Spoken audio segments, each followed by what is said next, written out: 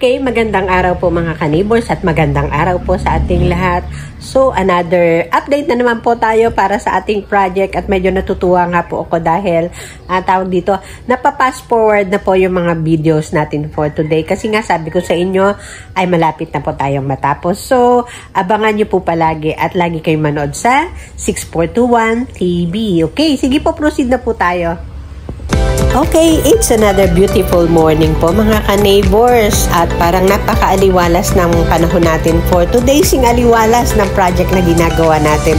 So parang excited na po akong makita kung ano pa yung mga activity nila sa loob. So tara po, pasok tayo.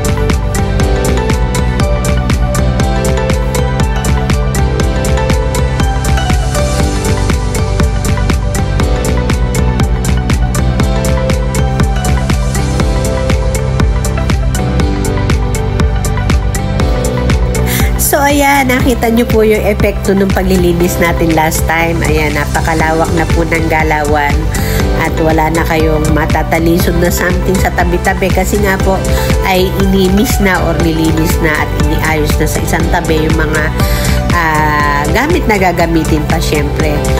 Ayan, ganyan po siya kalawak at ganyan ka alwan na pong gumalaw dyan sa loob. At makikita rin natin yung ating natapos na cladding.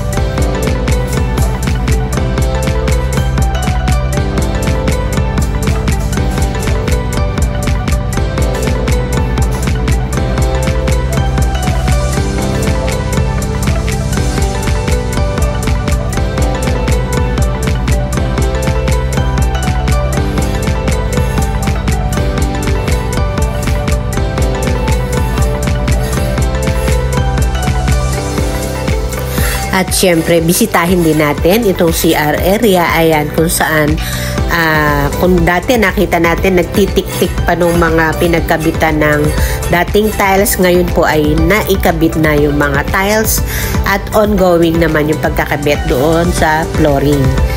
Ayun.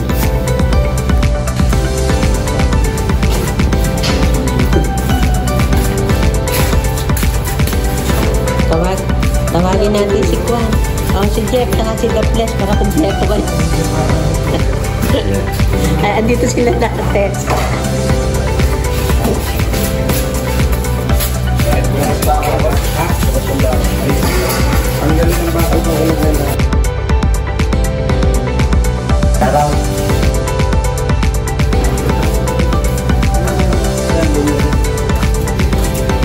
Ito, dito sa bahaging ito, ayan, napakalaki na ng naging pagbabago kaysa doon sa previous na itsura niya.